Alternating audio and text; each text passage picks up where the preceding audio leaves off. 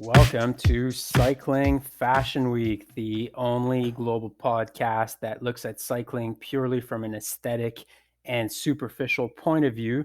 I am your host, Alex, joined by my co-hosts, Warren and Tony. Guys, how's it going this week?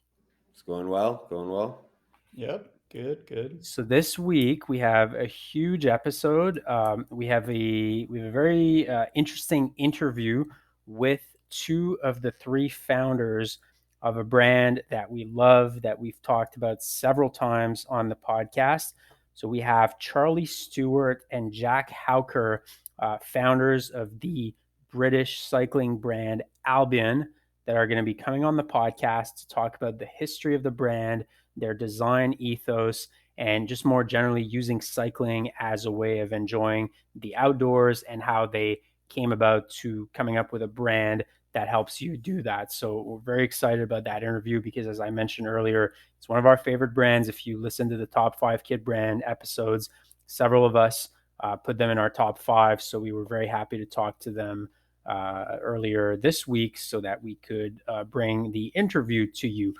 But this week, we also have the results of our giveaway that we have been doing in collaboration with Peppermint Cycling, another cool brand out of Montreal here in Quebec, in Canada. So we were doing a giveaway with Peppermint where we asked our listeners to give us submissions of the weirdest thing they have worn in order to stay warm while cycling. And maybe one thing we should have specified when we did the giveaway was, what's the weirdest thing you wore to stay warm while cycling? Because we got some entries that had nothing to do with cycling and actually gave us a good laugh. But unfortunately, these entries can't win the giveaway since it's not cycling related. But we have a bunch of good entries, and what we're going to do is we're going to read maybe our top 3 entries that we had, and we'll determine the winner on the podcast, and that person can get in touch with us. So we had some good ones. So for example, Skylar, a listener, she reached out to us. She said, I had homemade booties. They didn't work. And also tinfoil didn't work either. And she sent us a pic of her homemade booties. And it was basically a pair of camping socks with holes in them that apparently she used as shoe covers. So I thought that was pretty innovative. Thank you, Skylar, for your submission. I think the concept's there, and it seems like it would make sense, right? Because when you get a pair of, many years ago, I think everyone wore the sort of defeat ones, but now Panormal does them, and fingers crossed, it seems to be very popular. But it just looks like a sock, and you think to yourself, "Oh, just a sock with a hole cut in it." So the concept was there. I understand that, but I guess there's something about the material and the weave and stuff with those that stand up to the elements and the warmth a little bit better than just your regular wool camping sock. So that was pretty good. Interesting colors too on the camping socks. Another interesting entry that we got was from Stephanie. So Stephanie writes to us. She says, entering my winter cycling kit story, I was cycling in Jasper, Alberta in the Rocky Mountains. First ever 200-kilometer ride in 2013. It was cold. It started to rain, and I had to descend a mountain. So she sends a pic. It's her in a garbage bag, like you see people hanging out at these football games. They're wrapped in a garbage bag. So this is Stephanie. She said, I found a garbage bag and thought I was in luck. Then I tucked it in and made it look even better with my short socks, because I guess she was new to cycling. She was wearing ankle socks. She didn't know they were in the Canal yet. And so there's an even better picture, and it's her descending there, and basically the garbage bag sort of fills up with air. And she says that she was, in fact, not aero. Yeah, so that was a pretty good one as well. Garbage bag to stay warm. Thank you, Stephanie, for your entry.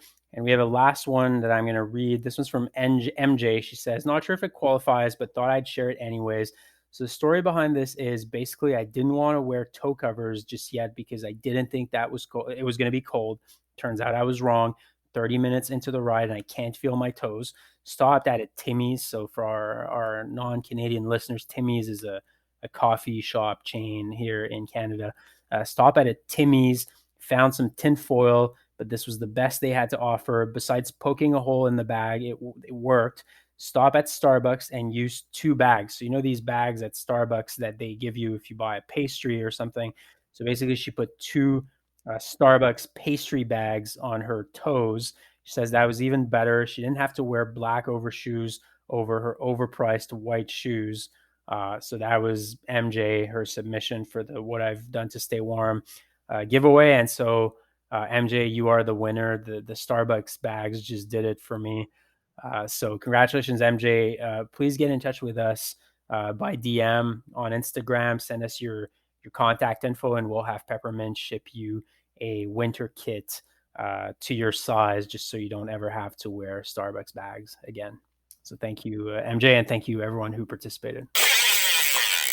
Okay, so moving on to our first regular segment where we talk about news releases in the world of cycling style and cycling fashion. Pretty big news actually in the last few weeks that came out. This is more of a cycling fashion industry news than a specific release, but it was basically Rapha let it be known that Simon Mottram, the founder and longtime figurehead of Rapha, is now stepping down as CEO of the brand. He's been in the role for 17 years. He's actually the founder of the company, Rapha, that he founded in London in 2004. Apparently, he's going to remain very close to the brand. He'll continue to serve on the board of directors, but essentially, he thought it was the time to pass the torch to Rapha. You'll recall that Rapha, I think a few years back, I'm going to say 2018, Rapha was bought by private investment fund that belongs to the heirs of the Walton family, so the Walmart dynasty. I think they're big into cycling, and they decided to do a private equity deal and buy essentially Rapha. And the CEO who's going to be replacing Simon Mottram is a gentleman named William Kim. He's a Korean American with extensive experience at the intersection of tech and fashion. So he's going to take over as CEO from the start of 2022. So I think this is interesting because it gives us an opportunity to talk about kind of where Rapha is in the industry right now. Where do they stand? I think when Simon Mottram started in 2004, it was a very different landscape, very different marketplace than it is now. Guys, what did you think of that news? I mean, I first want to give, we made our criticisms, we made our positive comments about Rapha, and it's a lot of fun, but obviously, a big shout out to Simon as the founder. And like you said, that landscape was different. And I think that this podcast sort of wouldn't be possible without Rapha, because we wouldn't have all these other brands and all these people interested in it. So a fond farewell to someone who's truly made an impact on cycling fashion. In terms of sort of moving forward, yeah, I mean, I think, Rapha's kind of got its niche of design and people like it, and there's stuff they like, but sometimes I don't know, they probably have great technology behind it, but I feel they don't advertise it the way I'm noticing a lot more brands in their space starting to really like push in their advertising and their media about the technology they're using. So I'm wondering if Kim is going to come in and start to think, more deeply about how to either actually integrate it into the clothing or start pushing that as a way to sort of say we're using, the latest technology. I agree with what you said up front, Tony. Like, clearly, yeah, this podcast wouldn't exist without Rapha. Though the way the brand has been going the last few years, I haven't been as keen on. But I mean, the main thing that really jumped to my mind is isn't he basically just living the dream? He created this brand, it made it really successful, sold it out. Like, I think that's what we want with this podcast. 17 years from now, the Walton family buys us, and then we can retire and be board members of Cycling Fashion Week empire. I don't know. So good for him. I genuinely appreciate what he's done for cycling apparel. I'm glad, I was able to move on from my Fano eBay bullshit kits that I first wore when I started. Yeah, I just want to say I did hear, I think, on the Cycling Tips podcast, because he sent out an email to industry people about his resignation and his moving on. First off, we didn't get the email, so hopefully it's coming soon. But in the next round of someone quitting, but just said he plans on riding his bike more. So sort of to Warren's point, he made a whole bunch of money, starting an iconic brand, and now he's retiring to ride more bikes. But who's killing it here though is the Walton heirs, right? Because I actually just checked. I said 2018 earlier was the time they bought Rapha. It's actually 2017, and apparently it was after a somewhat difficult year for Rapha. So probably what they did is they came in, at a time when earnings were depressed for whatever structural or cyclical reasons, got a good valuation on the deal, bought the equity, turned it around, And now COVID happened, and Rapha's business probably exploded during COVID as more and more people got into cycling. So the demand kind of became structurally higher for high-end cycling products like what Rapha does. So these guys, the Walton family, they're probably killing it. But just want to say, I was also interested when I saw the release about Simon Mottram leaving. It said he founded Rapha in 2004, and honestly, I had no idea he founded it in 2004. I would have said 2010, 09, 11, something like that. So it just goes to show that when people start brands, they slog it out for quite a while. Mm-hmm. But the competitive landscape right now is so different than it was back then, and it's like Rapha was so far ahead of everybody else at that time that they really had first mover advantage. But now it's not so much that Rapha's gotten worse. I'd argue they've probably gotten a little bit better or stayed the same, but it's that everybody else caught up to them, basically. And what you guys said is true. Without Rapha, there's no Cycling Fashion Week. There's no Panorama Studios. There's no, a variety of other cool brands that came up later. But I think that's the challenge going forward for Rapha is how, you still have that first mover advantage. You were early on the sort of fashionable, desirable cycling apparel trend, but how do you keep that up going forward in a much more competitive marketplace? For myself anyway, I used to buy a lot of Rapha, but now that marketplace is so diluted that it's really tough for me to direct my dollars towards Rapha. But hey, I wish them the best because they did a lot for cycling fashion. Okay, so the next item we're going to talk about. So this was actually really interesting. So there was this charity gala in Monaco. So you're going to ask, okay, what the hell are these guys talking about charity galas in Monaco? But it was called the Be King Charity Gala that happened in Monte Carlo, and a variety of pro riders came to this sort of red carpet, black tie event that, as I mentioned, was held for charity. And we'll put some photos on Instagram so you can see what we're talking about there. But also you can see Cycling Tips essentially featured it on the website and on their Instagram account.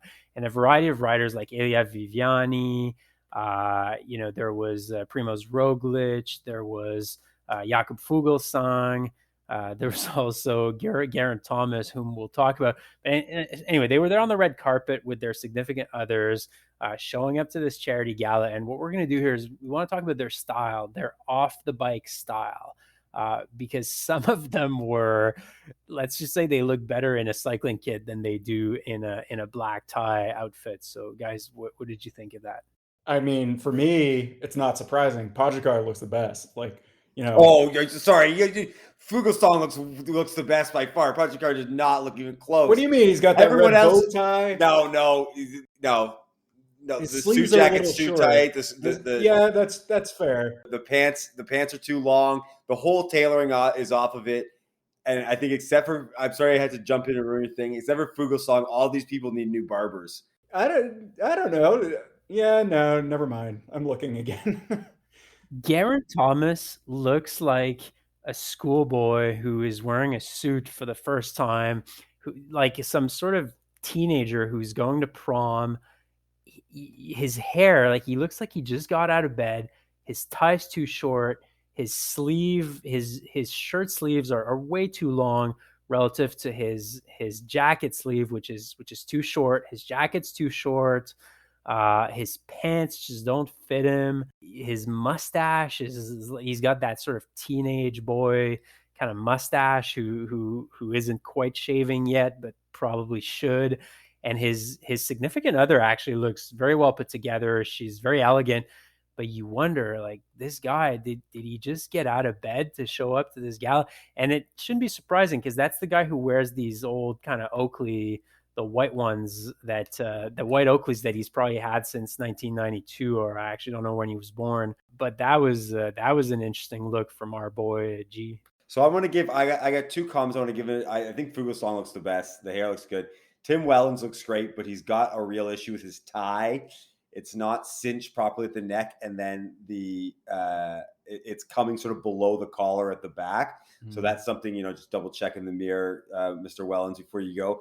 And then Tor Hushoff, he looks good, but he must have bought that tux when he was like winning green jerseys in like 2009 or 8 and just never got a new one. Because that is a very, tux are sort of supposed to be timeless, but there is slight variations that kind of keep up with the trends. And this does not look like it is a contemporary tux. So he looks okay, but I mean, I think he could just update the tux a little bit. But Wellens and Fugelsang, kudos to you. The rest of you, hit me up. I'll tell you about barbers, at least in the Toronto area. His tux, it looks like Pierce Brosnan era James Bond. Yes. So that's like 1990s. Yes, exactly. I do want to say Luke Rowe I'm not a huge mustache guy, but his mustache is pretty good. He looks Australian in that picture, so no good. So I don't know how many of our listeners have, wear jackets or suits to work, or I guess in COVID, fewer and fewer people have done that. But there's one thing in tailoring that is actually one of the worst things. It's called collar gap, and it's basically where your jacket sort of hugs your neck. And if you have a gap there, it's a surefire sign that your suit doesn't fit you. And very often that's not something that a tailor can adjust. It simply means that the size is wrong. And Elia Viviani, he's got a collar gap the size of the Stelvio there. It's insane. And you could tell he looks really uncomfortable. And again, these guys look way better in kit than they do in tailoring. And I just want to say one last thing. Obviously, Geraint Thomas's hair is a disaster, but Jakob Fuglsang and actually some of the other guys as well, they've got that perfect sort of spiky Euro hair like that people in Europe seem to have from the 1990s that they've never really stopped having as a haircut. And Jakob Fuglsang has the same haircut as Wout van Aert, who actually was not at that gala, or at least from the pictures we can't see that he was there, but minus the frosted tips, which to me means that Wout van Aert has the perfect rendition of that haircut, basically the spiky Euro hair, but with the frosted tips in the front. And I think I might have to rock that look in 2022 because it is just the perfect Euro hair, and I love it. Oh, love it. Love Fuglsang's hair. Him and Tim Wellens are the only ones that don't need to, like, I don't know, punch their barber in the face or something. And I just see their hair, and it makes me want to go to like a European rave party or like with some aggressive techno music. It's so Euro. It's incredible. If we could afford the rights to it, we would get Sandstorm as our intro song. I was going to say that's probably why Wout wasn't there. He was at the Darude concert. Maybe we should do a GoFundMe with our listeners so that we can buy Sandstorm as the introduction music to Cycling Fashion Week. It's probably more affordable than we think. I don't know, man. That's a big song. Okay, moving on to the next release we want to talk about. So this is interesting. I think it'll spark some interesting debates. So there's a brand called No Bull. They released an indoor cycling shoe. And when I say it's an indoor cycling shoe, it's because it has massive ventilation holes in them, sort of like Crocs, if you will. But it's a very thin cycling shoe. They made it in black. And essentially you use it on Zwift or on Trainer Road or whatever you're using indoors. Peloton is their target market, but Peloton is what they're targeting, but you can put Shimano clips or Look as well, cleats there. But I guess that's the idea there is the ventilation on these shoes. They're pretty sleek design. Again, they're black. There's like little dots all over them. There's like a Velcro that says No Bull, but they're actually a lace-up shoe as well. But all along the side, you've got these massive ventilation holes. Very, very thin shoe, like I said. They retail for about 237 Canadian dollars. So that would be roughly 175 US dollars. Guys, what did you think about that? Yeah, I mean, they're No Bull's it's not a cycling brand, so they're coming from the sort of fitness space. Obviously, that's why I said targeting Peloton customers who are sort of getting into that and they want to be clipped in. And 90%, not even 99.5% of the time, I don't give a shit about practicality. I want to look good. But the trainer is such a miserable experience, and I don't, find Zwift is cool, but it doesn't make it that much less miserable. That any way to be a bit more comfortable, and my feet overheat. So honestly, I'm kind of for these. Tony, like, these are Crocs, and I think we risk ruining the entire credibility of this podcast if you're saying you're for these. These are horrible. I hear you on like the trainer's miserable and you don't want to overheat, but I've got a pair of Mavic warm weather cycling shoes that breathe perfectly well, and they're white, number one. That's good, but they also breathe amazing. They don't look like fucking Crocs. So these are horrible. Get them out of my sight. So Crocs has SPD shoes now, right? You can put SPD, Shimano SPD, cleats or clips on your Crocs. That's a thing now, apparently. So I probably wouldn't buy this because it's not a cycling brand, and I don't know. That's just how my dumb brain works. It needs to be a cycling brand for me to buy something to cycle. But I love the idea. Like when I'm done, say an hour long Zwift session with Sweet Spot or whatever it is I'm doing, my shoes are literally drenched in sweat. Like I'm just a sweaty guy. It's just the way it is, unfortunately. And I think that's actually a great idea. The ventilation. Now, do these look good?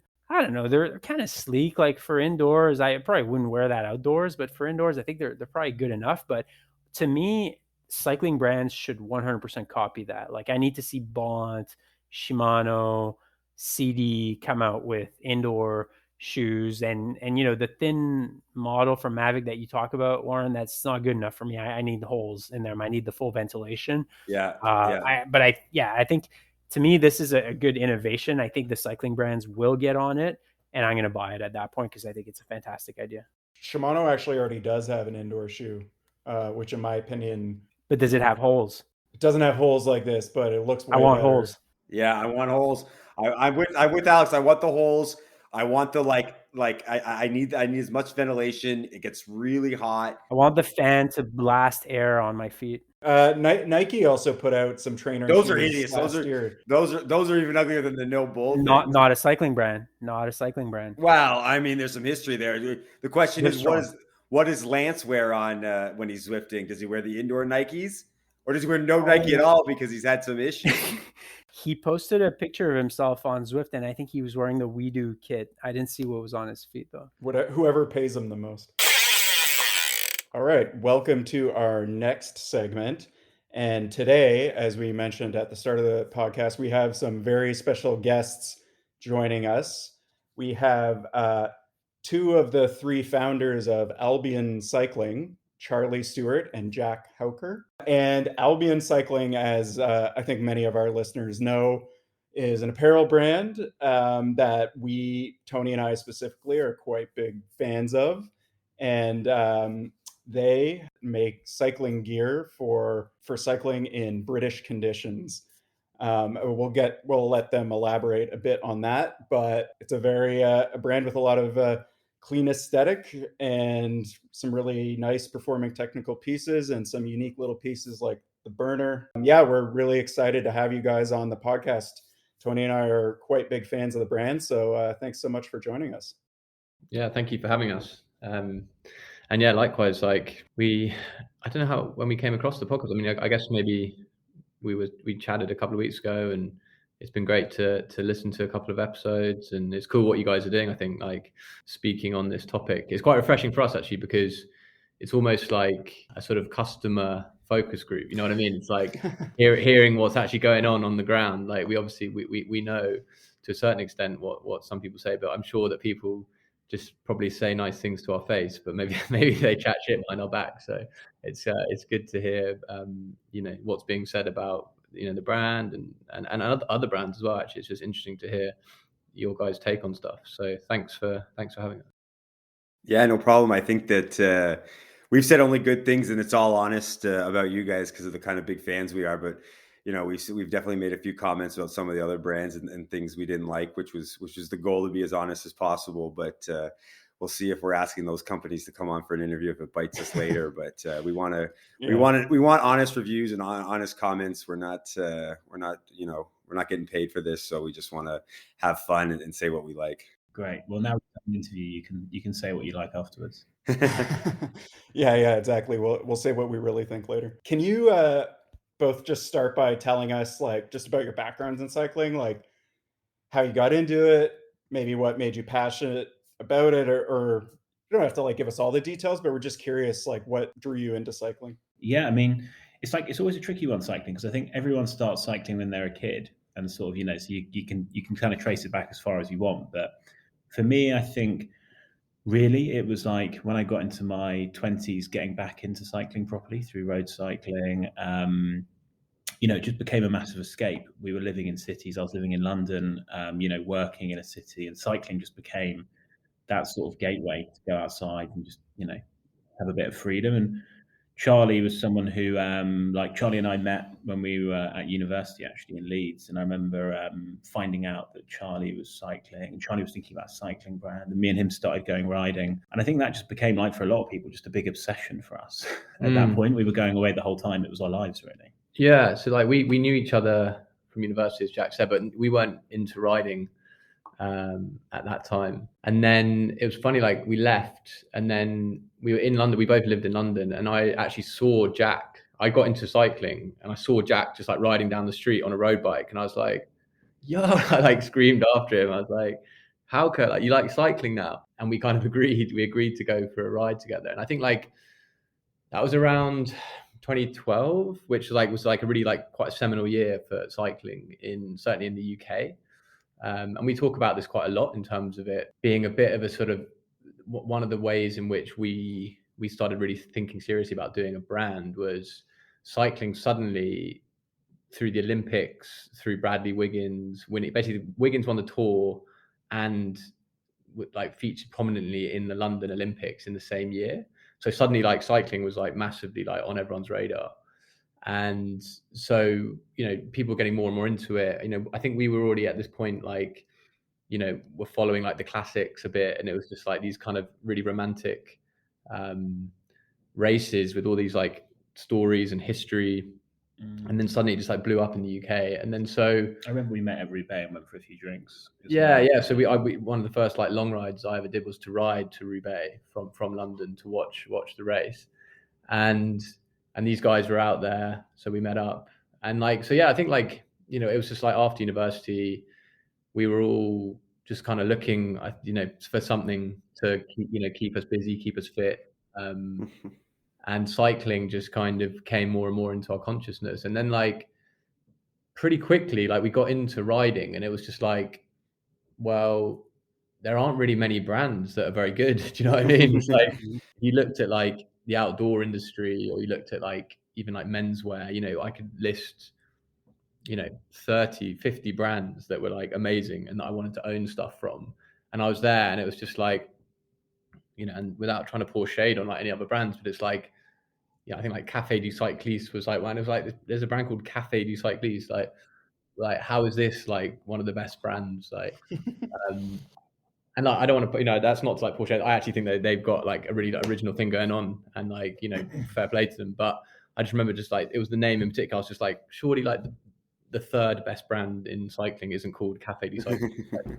So yeah, we just kind of had the crazy, we arrogantly thought that like we could do something ourselves, like no experience of like cycling in terms of the industry, fashion, making stuff, like nothing, literally. You guys were just, it was more, you were interested in style, but you weren't designers or sort of in that realm. It was just purely an interest that you knew you wanted to look better on the bike and you had to do it yourself. There's a host of things. I think like we, a bit like you guys, when we hear you talking about brands and about cycling, like we remember, we used to sit around and do the same thing. Like we were massive consumers of cycling products, and we loved loads of the brands that we liked doing good products at the time. We owned lots of those products as well. But I think we just saw this slight mismatch, I guess, between like the types of products that were being made and the types of riding we were doing. And like a lot's changed in the last 10 or so years. But, for us, we were regularly going away, riding in bad weather in Wales. We thought we were going on adventures. And I guess it was more similar to outdoor brands, like Charlie was saying earlier, like you'd see loads of outdoor brands that were made for those types of conditions. And actually a lot of cycling brands were making really incredible product, but a lot of it was dripped down from pro team. It was, very European focused. And I think we just started to get excited about this idea of like, well, the way we were seeing cycling really is more as an outdoor sport. And, we could go away, like there's this place where with the third founder, Rupert, we go away with in Wales, and we go on these incredible rides, for a couple of days and feel like we're in the middle of nowhere, a long way away from London and our jobs. And we kind of, I guess we did want to bottle that bit. Like we were, we thought we were having the most fun you could possibly have, certainly on a bike. And there wasn't a brand necessarily doing that bit of storytelling for us or making those types of products. So I guess whenever we talk about that time, we're always like hesitant to say there were plenty of good cycling brands out there doing really exciting stuff. It just wasn't necessarily exactly the way we were riding. We were riding in Wales. I was going to say, I remember when Tony and I first kind of stumbled upon your brand, I think through social media or something. I remember the photos you guys had of, for your lookbooks, and it looked like the photos just looked very like what I imagine British cycling to be, a little wet, a little gray, and also green and sort of beautiful in that British way.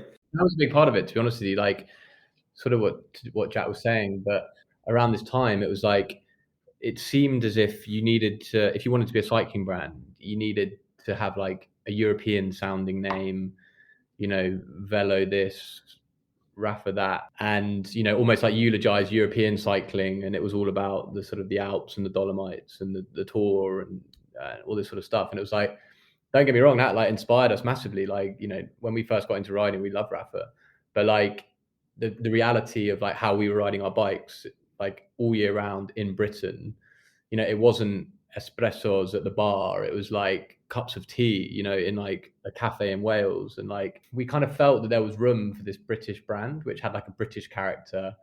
And it was like true to us as well. Do you know what I mean? Like, we wanted to do something that was like authentic and it was real to us. And again, I would just reiterate that like naively, foolishly, we thought that we could do something. But I think that carries you a long way at the start, Yeah. And I think that brand positioning piece, like for us, we thought we had an idea, which was, this idea of a British cycling brand. But I think like what did start to excite us was outdoor as an industry, as brands seem so far advanced in the future, like they're making products that you can only dream of, the innovation, the responsibility behind it, like I know sustainability is like seriously overused as a word now, but like these brands to us were like really inspiring, and the content that they produce. And I think now, like as an industry, cycling's moving much more in that direction. But at the time, like when we mapped out like what was available and what we thought we could do, that was like the big opportunity for us. And you mentioned photography as well. Like the third founder of Albion is actually a photographer, so I think that definitely helped us early on, being consistent in kind of portraying the type of riding that we were inspired to do. So that was Rupert with his camera on him the whole time, documenting it. Yeah, I noticed that sort of very early on in following you guys through social media and then your website. You guys have some great films on there. That's anybody out there, go to their website and albioncycling.com and check out the film section. But that your clothes was sort of part of a storytelling. It wasn't sort of like you were telling the story of cycling and you happened to be wearing your brand of Albion like maybe some others do. It really felt like to me that the clothes were part of that whole narrative of British cycling, of what you guys are riding. And it felt sort of like more encompassing than other brands. It sort of felt sort of less like marketing and more like you were sort of part of the brand. Yeah, and I think a big part of that is like, and we spent a lot of time thinking about this, which is, the brand that we wanted to make and the brands that we really liked were the ones that, did manage to create a really emotional connection with you. You weren't just buying a jacket or a jersey, you were buying into, a way of life, almost like a way of riding a bike, a way of going outdoors.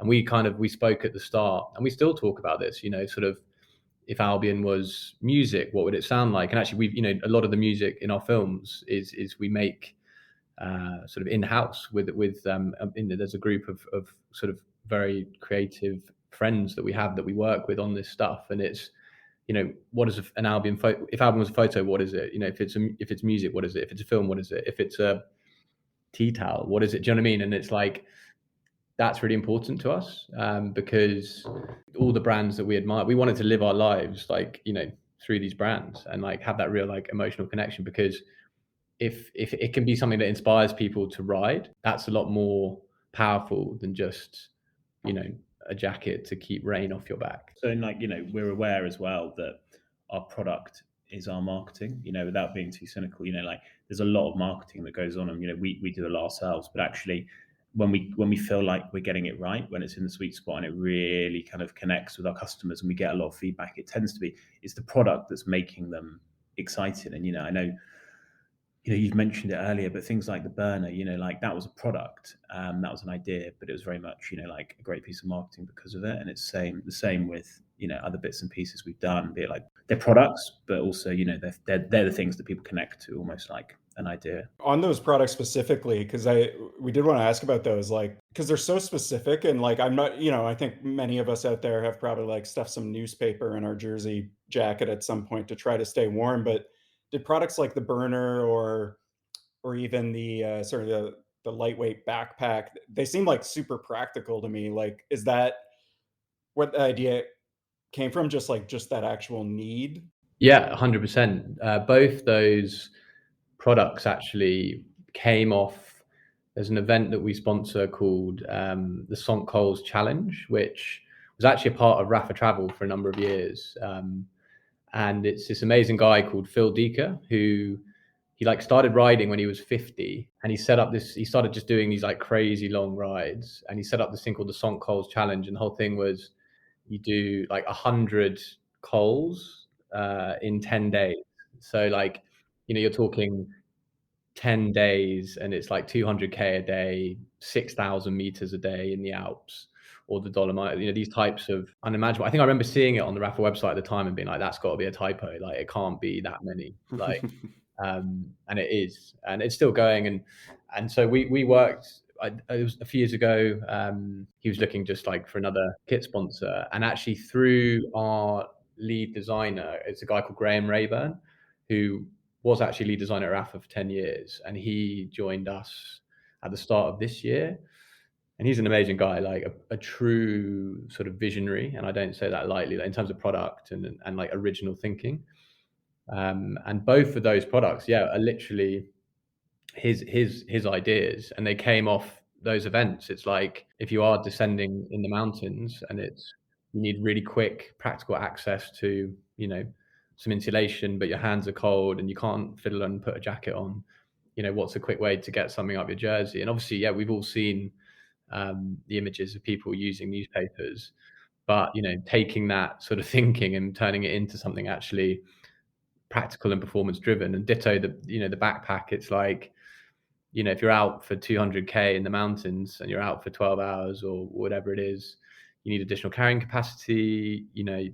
If you're up in the mountains and it starts pissing it down with rain, you want to have your rain jacket on you, but you might need quite a lot of food. It's like very much driven by a sort of practical need. And that's a kind of an approach we try and take with all product. It's like, it sounds lofty, but we want to sort of solve problems, identify problems, and then solve them with kit. Or and that problem might just be that like something's not as comfortable as it could be, or we don't make fashion. This is a podcast called Cycling Fashion Week.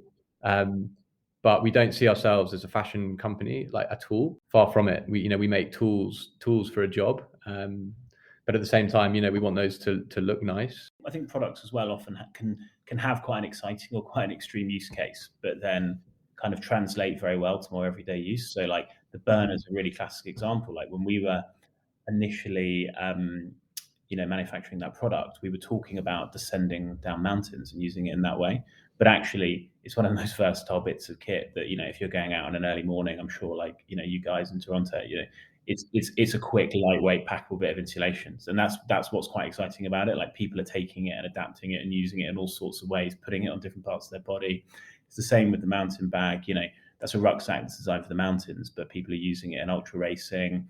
People are just taking it around town because it's a rucksack that can literally fit in a pouch in their pocket. You kind of know, I think, or when someone's onto a good idea when, like, it's got a real world use case that you're trying to solve, but actually it translates really neatly into like riding regularly. Is that because you sort of think of yourselves as you said, sort of like a more of an outdoor clothing brand? Because like even on your site, like, you have those new Zoa pieces as part of your fall winter collection, and I saw those are described as like a new standard in outdoor clothing for cyclists. Do you think this is just coming from thinking of yourselves more as like an outdoor brand versus just a purely cycling brand? Yes, we definitely see ourselves more as an outdoor brand. And we just think that cycling is the best way to spend time outdoors. And I think the thing with Zoa is, those products are very deliberately designed to be quite versatile.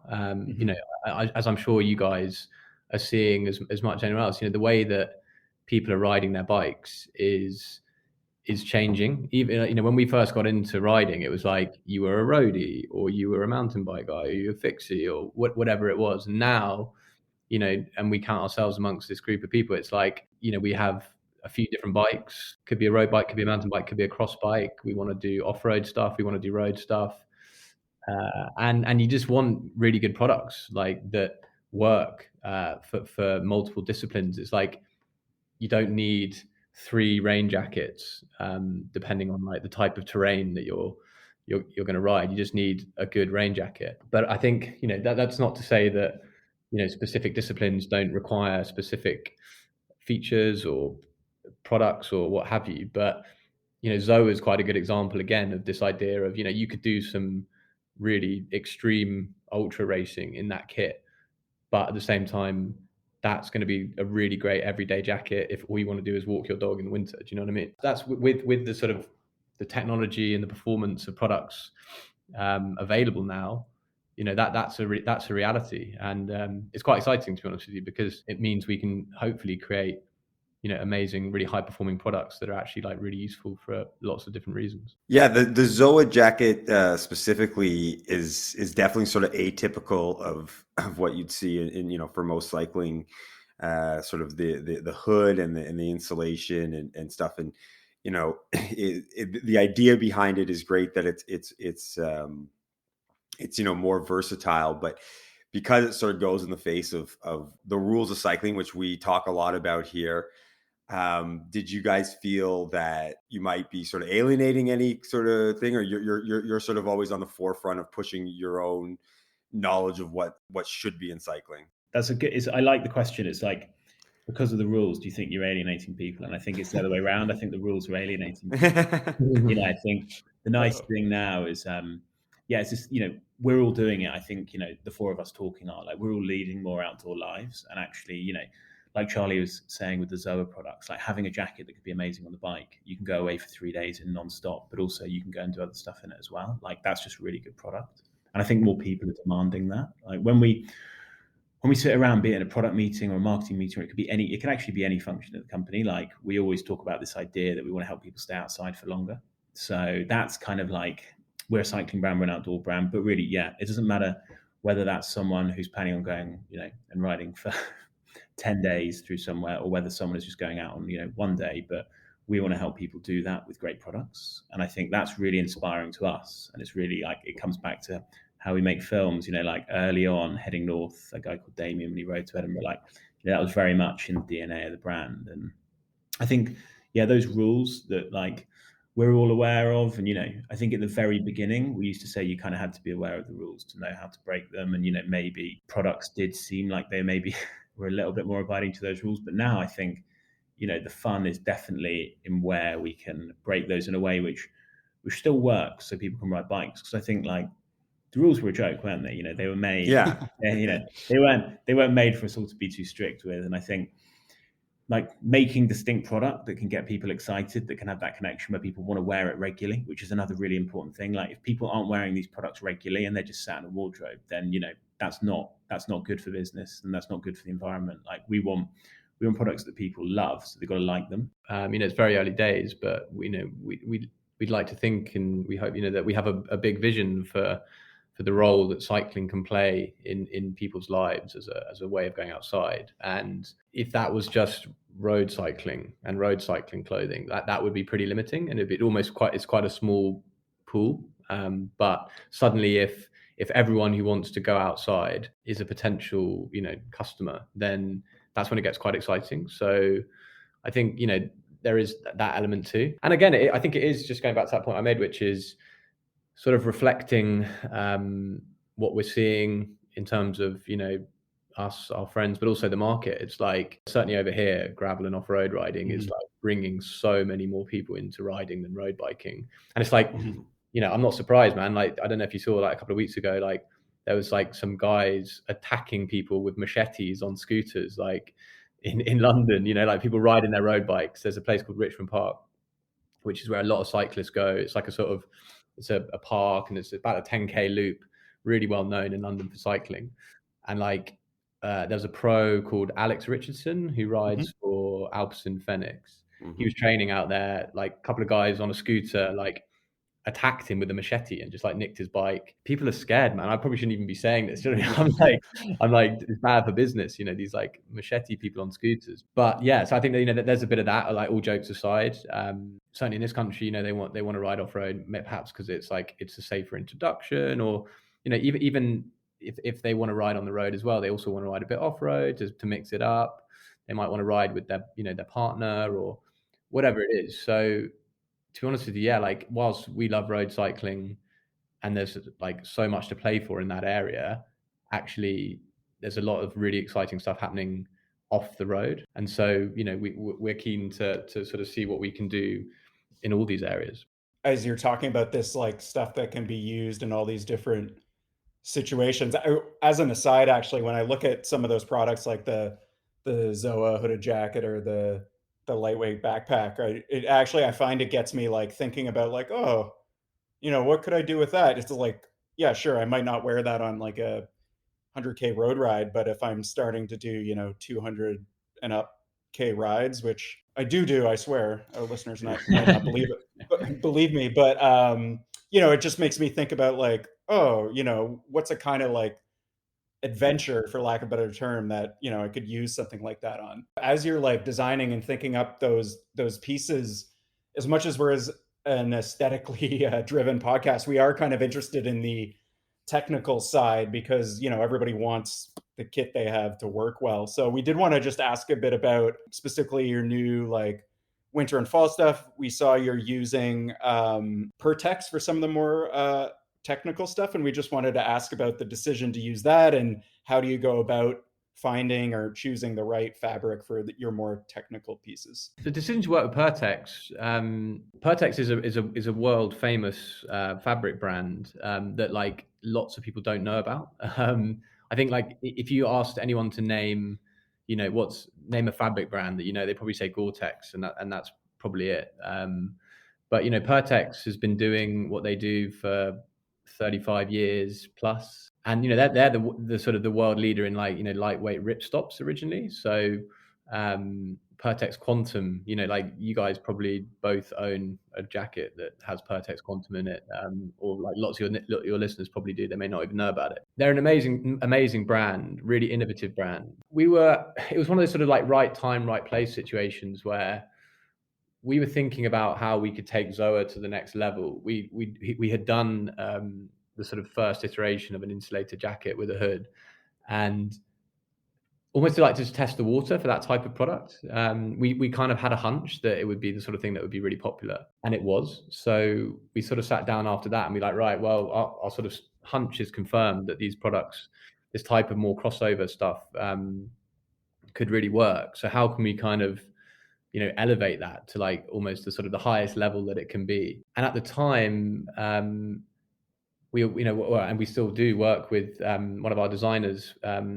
She was actually working in another company, and she was talking to Pertex about another project. And I remember we were sitting around, and we all basically just said like, what about Pertex for Zoa? And so we just kind of, it was a bit of a speculative, we sort of pitched them a bit, you know, it was just like, because they're huge in outdoor, but don't really do a lot in cycling. So I think it was at one of those like right time, right place situations where they were quite keen to do something in cycling. They actually do have a history in cycling from years ago, but they hadn't done anything in cycling for a long time. We set up a meeting, and we kind of told them about the idea for the range and showed them the brand. And, you know, our feeling was that as a small brand, I think if we could partner with someone like a Pertex, you know, an established brand with a lot of credibility and credentials, it could be a real opportunity for us to, you know, express ourselves from a sort of design and product thinking point of view, and also just have that sort of that credibility, that clout of, you know, a really respected, established fabric mill behind us. We knew we could create great products, and we wanted to partner with someone who kind of shared a bit of a vision for that. Yeah, I think the reception to it's been really, really positive, and I think, you know, those products are beautiful products. They're like amazing, you know, beautiful designs, and there's so much sort of thinking and technology and design that's gone into them. The plan is to really build Zoa out, and they're a key strategic partner in building that range out. You guys have, you know, so far spoken about it a lot, how your products are tools and the sort of function of it, and where you guys started riding and what the need for it and pushing cycling. But it's also a very stylish company. I mean, that's sort of what drew me to it. I'm sure it's drawn a lot of people that kind of have come from just the social media, maybe not having the awareness until they get the product in hand of how good quality it is. And so, in looking, primarily as your product as a tool for outdoors people and cycling, where does the design come in and the sort of aesthetic? At what point are you guys in the process? Are you making sure that this is a really beautiful piece? Because we've seen, there's a lot of companies that make very practical quality stuff in both cycling and outdoor space, but don't have that same aesthetic quality to make the piece something people want to wear because they feel they look great in it. It's just practical. So you guys seem to kind of marry both very well. When it comes to making product, particularly from a responsibility point of view, actually, like, the way a product looks is crucial. I think people often, we talk about function and we talk about a product being right for the job, use case driven. That's all really important. But actually, if you love the look of a product and it's really comfortable, they're two of the most important things, and it's why you're going to keep returning to it. So yeah, look does come into it. I think the difference is I think we came into the cycling industry, or we were certainly like watching the cycling industry at a time when new kit day was a hashtag and people felt like they had to have a new cycling wardrobe every day of the week. For us, actually, what excites us about product is how it works. But yeah, I think we'd be lying to you if we didn't say it was also a lot about how it looks, because we know that's what drives that connection, and we know that's what's going to make you put on that rain jacket every time. And I think we've got an amazing team in place with our design team in that department as well. I think, like, Jack made a good point there, which is, we've spoken before on our site about this idea of emotional durability, this idea that, like, actually a really, like, responsible, sustainable, we try not to use the word sustainable because I think it's been a bit corrupted. But in terms of, like, a responsible way to make a product is to make something quite timeless, if you can. That's something that, potentially doesn't go out of fashion, or that, you could conceivably wear for many years. And it might be that, tastes and fashion change and it might come around again, or a lot of that does drive our thinking in terms of, making products for a number of years that remain relevant and wearable.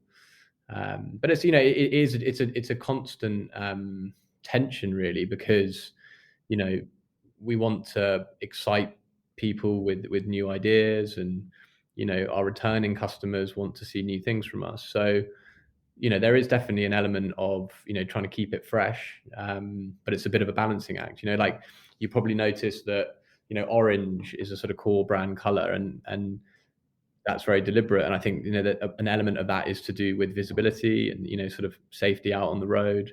It's a nice color. So we kind of marry a bit of, core color with some seasonal newness. But even that kind of seasonal stuff is stuff that, we and our customers sort of return to again and again. I think, like, certain types of, print, be they floral or whatever it is, I think those can be quite dated, like quite moment in time. And that feels counterintuitive to some of the thinking that we're trying to put into how we make products. That sort of, it was exactly a bit of my thought process in some of the newer Albion kit I bought. I bought a jersey from years ago now, and I bought other stuff at that same time from different companies that were a little more flashy, like you said, and the sort of design oriented stuff. And I just don't wear it. Like, it's out of fashion. But then the stuff I sort of, the simple sort of clean, timeless stuff I can put on. I still feel great in it. Obviously the quality's there. It's lasted for years. And so, that I personally, before sort of hearing this from you guys now, had that thought of, if I buy this, I can, I've got a beautiful steel bike, and this thing, as long as it sort of holds up, I could wear this for years without feeling sort of outdated. And I also just want to sort of jump in as an example of what I said about your sort of style and function for the listeners who aren't, super aware of Albion and haven't gone to check it out.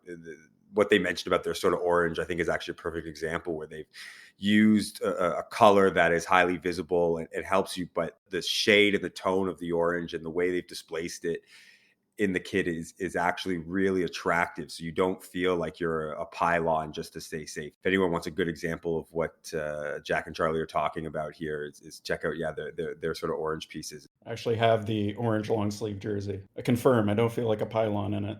Yeah, I think one of the big things for us as well is, like when you're creating a brand, particularly when, you're as small as we are, it's really crucial to be distinctive. And I think that's something that we've battled with a lot along the way, like how you are distinctive essentially in a category with loads of brands. And I think, one obvious way to do that is by maybe like over designing things and, using those kind of patterns that might be distinctive today, but actually being an enduring brand, hopefully for a long time. For us, it is going to be about consistency. And, we had a very simple design language when we started, and it was the Albion patch and it was the Albion line. And, those were the kind of the rules we stuck to. And people like Rhiannon and people like Graham as well have been like instrumental, I think, in bringing that on. And, the design language is quite subtle, but I think, like Charlie says, we want these products to be able to be worn season after season. And I think even though we don't often show these products together, actually, when you see people wearing Albion products from over the years together, they should still tend to work quite well. Like, hopefully you were talking about at the start, your two-tone jersey, you could still wear that, I hope, today with, a new Albion Ranger. Yeah, definitely. I mean, I have sort of pieces from a few years ago when I started following you to, I think, some stuff I bought more recently, and it all sort of works together. It's usually my kind of go-to on a long, hard ride. And I love that kind of timeless feel of it, because there's too many jerseys in my closet with at the time was a great design, and now feels like I, as someone who hosts a fashion oriented cycling podcast, I don't want to be seen out on the road, because I think enough people in Toronto know who I am, and I gotta save some face. On that note, do you guys have like just kind of timeless approach? Do you have like kind of concrete plan or vision for what's next for Albion, or where you want to take it? Where we are today and where we want to be in 24 months, that's pretty clear in our minds. And then beyond that, there's all sorts of things that we could do. I think, as you've probably seen from this winter, before this winter, we essentially had, our all road range. And then, I mean, last year we did one Zoa jacket to sort of test the market, as we said. But now that, we built that out into a range, and we're going to be bringing out another range next year, which we won't talk too much about now. But the ambition is really to be able to, from the moment you get up in the morning till the moment you go to bed at night, Albion should be able to provide you with clothing that is going to augment your riding experience, or just like your experience of being a cyclist and an outdoor person. So, read into that what you will, but yeah, it's really about giving people, the products to go out into the outdoors, stay there for longer. And there's lots of different ways in which clothing can do that. We're right at the start of that as a potential journey, but it's quite exciting. I think as well, like we keep on alluding back to, we talk about helping people stay outside for longer. That's the North Star. That's where, when we're designing products or coming up with ideas, that leads a lot of it. But also the way people ride bikes and the way people travel outdoors is going to change massively over the next 10 years. And I think, a big job for us is positioning ourselves in a way where people can allow Albion to help them do that. Like, it's not necessarily, I think, maybe it is a role for a cycling brand. It certainly is, for bicycle manufacturers to kind of dictate that journey. But for us, I think we're just quite excited about where it's heading more generally. More people are using bikes to travel. There's never been a greater need to do that. And, if we can help play a role in people's lives so they've got the equipment and the clothing to help them do that in all aspects of their lives, then we're really, really excited by that. And it does, like Charlie says, like to us at the moment, maybe it's naive, but it kind of does feel limitless because it's only going to happen more. And, we're only going to be riding bikes in different ways, which is really exciting. I think it's, at the moment, we're helping a very finite amount of people spend, more time outdoors. And I think, the opportunity is to help a lot more people do that. Yeah, that sounds great. And I mean, I like I said, seeing those like products beyond just like the kit, the kind of standard kit stuff definitely makes me want to expand what I might do on the bike. Even talking to you guys now, I'm like, fuck, I need to do some like epic British cycling adventure now. And like, I mean, we will have to get even more Albion kit, Warren, because they said tested for harsh British weathers. But I've been to England and I love it, but that ain't Canada. So we'll put some Albion stuff to the test. Warren's got the insulated gilet, and he's pulled it out on some cold Canadian mornings, and it's done well. So we'll get some more cold weather stuff, and we'll let you know how well it tests to a Canadian February. That sounds great. And to be honest with you, just as a bit of a sort of an aside, I mean, a big thing with the British conditions was, we get all 4 seasons in this country, sometimes, 3 in a day. And whilst it doesn't get as crazy cold as some places, that it gets cold enough that you would think about, or you probably shouldn't even go out riding. So, our feeling was basically, if we can make clothes that work for British conditions, then, they're going to work most places in the world, right? Because we get, we can have warm summers. I know a lot of people think we don't have those, but we get the odd day in summer where it is really, really hot, right through to cold winters. And I think it's that combination of lots of weather and also the type of riding we're doing, which is, if you are out all day or multiple days, the weather can change, so things that are lightweight and packable, but are also really warm and breathable, these are all really useful things to have from gear, which if we were a different type of brand that was only clothing people for the sort of 2-hour cafe ride, we wouldn't even be thinking about. Yeah, isn't that I feel like it was a joke about London where there's something, if you don't like London's weather, just wait an hour. Yeah, literally. I think for the UK in general, that's probably not a bad rule. All right, so I think we're just going to wrap up with the rapid fire questions now, if you guys are good with that. As our listeners may remember, we like to end all of our interviews with a couple rapid fire questions. So I'll just ask them and you can give a really short answer and maybe explain your decision. You don't necessarily have to, but carbon or steel? Carbon, steel. Steel for me, yeah. Nice. I've got a lovely steel skylight, so I'm going to bang the drum for them today. And I've got a Pinarello Dogma, so I'm going to bang the drum for them. We're very different in that regard. Yeah. Well, I ride steel. Warren has an aluminum, and a steel cross bike. So we're this podcast in general with our other host Alex, who's away right now, is pretty much all metal focused. So down with the metal. I've got a winter bike which is titanium, which I ride for half the year, and I love it. So kind of both, but I'm going to represent carbon. This question's going to be pretty stupid after all our talking about riding outdoors, but ride outside in the winter or Zwift? Zwift. Yeah, also just sitting indoors, heating on. No. To be honest, neither of I don't think we've ever used Zwift. And fair play to anyone who wants to use Zwift, but yeah, I think the best thing about cycling is doing it outdoors. There are better video games than Zwift, in my opinion. White or black shoes? White. Black for me. White or black socks? White, unless it's wet, in which case black. But with the white shoes? Yeah, with the white shoes. Yeah. Ooh. I mean, we could throw because the Albion socks are what I'm really gushing over you guys. I think everyone's gonna think you paid us, but they didn't. But the Albion socks are one of my favorite, and they also go with that slate gray, which is beautiful. So we could throw in a third option: white, black, or gray. White, unless it's raining, then black or gray, depending on what else I was wearing. Boas or laces on your shoes? Boas.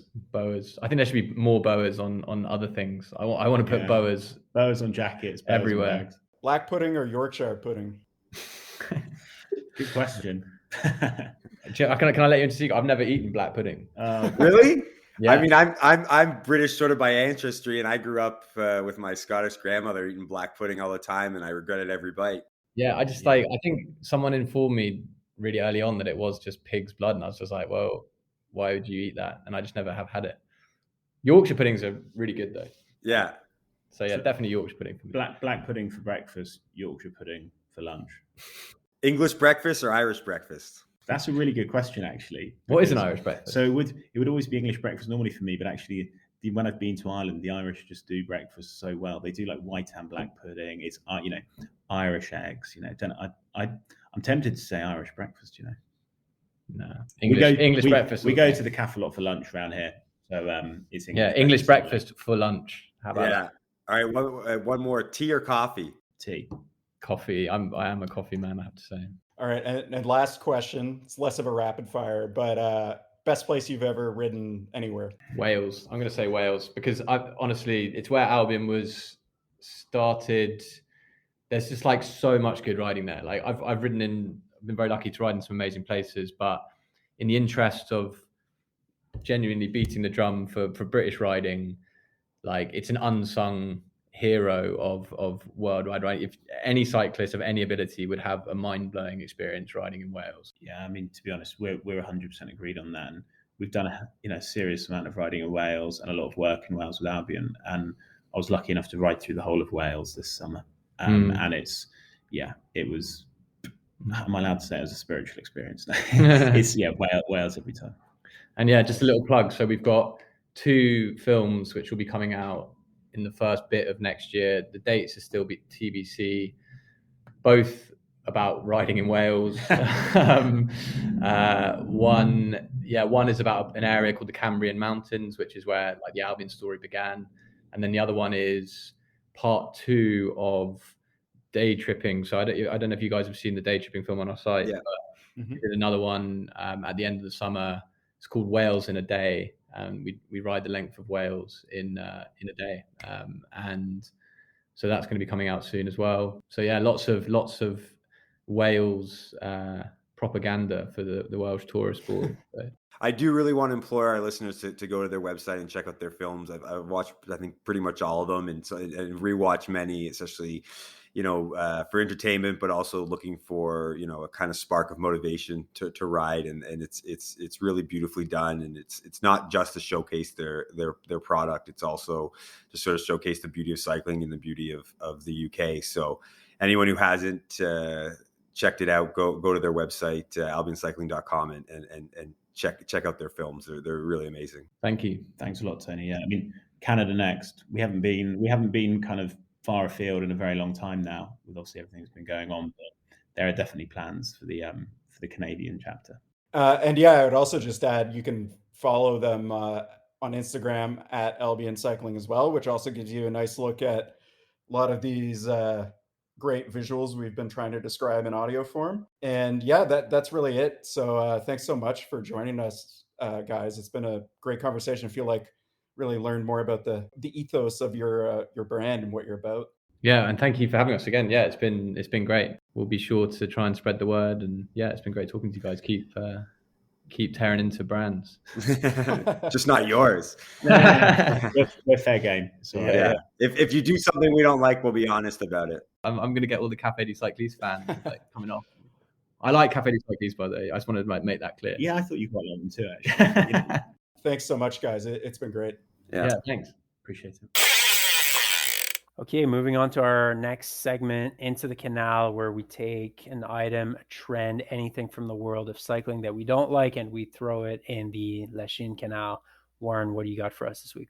Given our discussion about those no-bull shoes, it's obviously getting to be trainer season in our part of the world. The snow has come, sadly, kind of early in Canada. And anyway, so I've just dipped my toes back into Zwift in the last week, and it just reminded me that I think we've already said like all Zwift kits are terrible, but you still want to try to look as good as possible when you're on Zwift. And I forget this, and then I'm reminded every winter that their sock meter is terrible. And so what that is it lets you decide your sock length. So I think it goes from like no-show socks to like just barely visible socks. And then they have these 2 other levels. And there's like a mid-level that looks like, when you get to it, it looks like it's like 4 inches long, or the equivalent of 4 inches long socks. So it's not long enough. But then if you go to the max, which is the last adjustment you can make, they look like compression socks. So you basically can't have good looking sock length on Zwift. It's either not long enough or too long, or, try socks, but you shouldn't be doing that anyway. But there's like 2 levels that are acceptable to pick between. And I struggle with it because like the compression socks just look terrible, but then the other ones they're not quite long enough. So I'm going to throw the sock meter in the canal, and they need to send their developers in to like dive down, grab it, fix it, and just let us get like that 6-inch sock height. Completely agreed. Noticed this before. When I started getting into Zwift, I would just kind of keep jumping between those two ones you're talking about. Never felt right. Very surprised at this because Zwift has done a lot of good things, trying to make the game seem as realistic as possible, and having not the correct sock length is a real faux pas. I agree, and that's probably why my FTP is terrible on Zwift, is because I can't get the right sock height, and it's really impeding my performance on Only it's only 430 your FTP. I'm actually at about 450 right now. I was higher before I had a baby, but Yeah. I really went down recently, Okay. so pretty disappointing. Tony, what do you got in the Canal this week? I got nothing in the Canal. Everything is perfect. Cycling's at its peak. Nothing's gone wrong. There's no complaints, and I'll wait till the dip starts happening. But right now we are at perfect cycling. We're in the golden age of cycling, so we have positive Tony this week. That's good to That's good to hear. Okay, so I'll do my Canal item then this week. So a couple of things, actually. There's lots going on. So Australian cyclist who rides for Ineos, Cameron Worth, he posted a really interesting picture on Instagram recently. It was him training, and there's really a lot to unpack here. So first of all, he posted a picture of himself. He's standing, kind of holding his bike in front of him.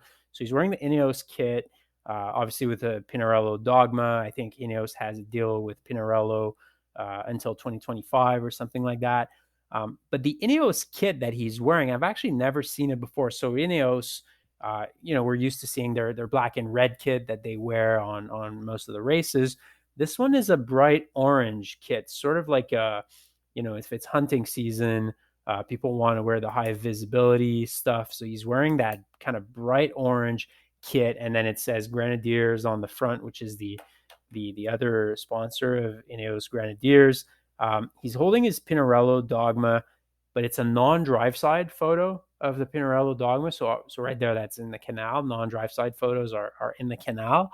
But if you zoom in actually on the crank and on the crank arms more specifically, again, you're not seeing it from the front, so it's hard to tell, but it looks like the SRAM red logo that you see on the crank arms there, which had me wondering, wait, is Ineos going to SRAM in 2022 as their drivetrain sponsor? Because I think so far there was only Movistar and Trek that had SRAM as their sponsor. And there's this very famous video, I think it's of Bauke Mollema from several years ago, where his chain just keeps dropping, and at some point he says "fucking SRAM" really loud, and it's become a meme on the internet. I have used SRAM on one of my bikes. I am very anti-SRAM as a result. I've had a lot of problems. So when I saw that Ineos, the team of marginal gains, where you're using special pillows to get an extra 30 seconds of sleep to gain a third of a watt on the climb, when I saw that they are potentially using SRAM, and again, this hasn't been confirmed from what I can tell, that is the antithesis of marginal gains. Essentially, this is marginal losses. And so if that's the case, I have to throw Ineos into the Canal, because that's a very odd decision from them. It's more than a marginal loss, I think, if you're going with SRAM, in my opinion. But also, yeah, if they are switching, I hope nobody in the Grand Tours is planning on using a front derailleur at any point. Good luck shifting into your little ring. Well, it could be the sign that pros are going to one by for Maybe. road cycling going forward. But anyway, so three things: orange kit in the Canal, non-drive side photo in the Canal, SRAM in the Canal. I just want to make sure our listeners are aware we're talking World Tour teams. We know that Aqua Blue did the failed one by experiment with the 3T bike, and maybe hopefully we'd like to have Adam Blythe on one day as sort of cycling's resident style expert, pro cycling's resident style expert. And he can talk about it. Maybe he can be candid about how awful it was. I don't agree with orange kit in the Canal. Ineos orange kit, sure, but as a owner of a nice orange jersey, I don't agree with you there. But yeah, the Ineos orange kit, no. I like orange as a color as well. Well, for me, it's in the Canal. Okay, that's it for another episode of Cycling Fashion Week. Thank you very much to Charlie, Stewart, and Jack Howker from Albion for coming on the podcast to tell us about their brand, the history of the brand. So we're very happy to have been able to interview them. So thanks, guys, for coming on. Congratulations to MJ for winning the peppermint giveaway with your story on how to stay warm, or actually on how you stayed warm at some point in your cycling career. Thanks to all our listeners. Make sure to follow us on Instagram at Cycling Fashion Week. Send us emails, cyclingfashionweek@gmail.com. And please send us your bikes to review. I know this is the second episode in a row that I say that we'll get back to it, but we've just had a lot of good content with interviews. So we haven't really had time to do the We Rate Your Bike for Free segment, but we will for sure get back to it. So please keep sending us your bikes, cyclingfashionweek@gmail.com.